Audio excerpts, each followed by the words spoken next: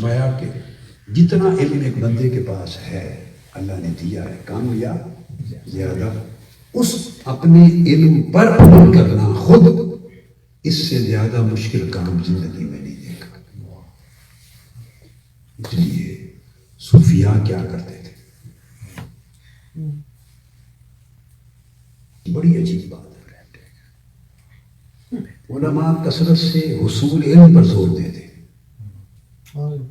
کثرت سے علماء، فقہاء، متکلمین، اصولی علماء کثرت سے علم حاصل کرنے پر زور دیتے۔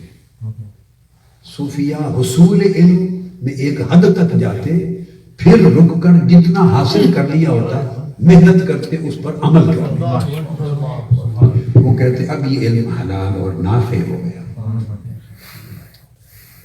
وہ بیلنس کرتے تھے، جتنا علم ملا اس پر پہلے عمل کر لیں، یہ اس علم کا حق ہے، اگر اس علم کا حق ادا نہیں کرنا تو اگلا حصہ علم کا حاصل کرنے کا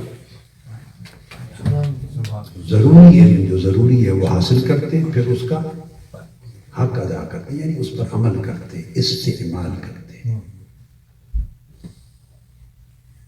اس طرح حضرت امام مالک کے ایک شاگرد ہیں، بڑے جلیل القدر آپ کے تلامذہ میں سے، جن سے آپ کی روایات اور فقہ کی مرویات امام مالک وہ جب ان کی وفات قریب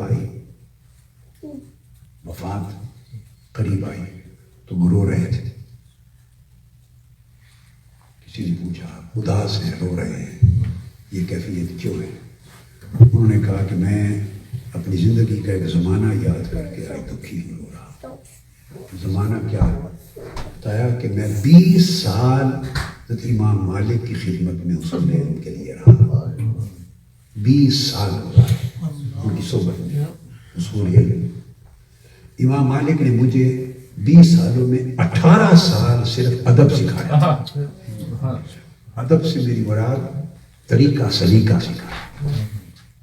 کیا طریقہ سلیقہ، جو میں ساری بات سمجھا رہا ہوں استعمال، اس کو ادب ایک اصطلاح ہے۔ 18 سال مجھے ادب سکھایا، آخری 2 سال جا کے مجھے علم پڑھایا۔ آج عمر کے آخری حصے میں پہنچ کے دکھی ہوں کہ کاش وہ آخری 2 سال بھی ادب ہی پڑھایا، ادب سکھایا۔ سب سے پہلے نئی ویڈیوز کو حاصل کرنے کے لیے شیخ الاسلام ڈاکٹر محمد طاہر القادری کے آفیشیل یوٹیوب چینل کو سبسکرائب کریں اور بیل آئیکن کلک کریں۔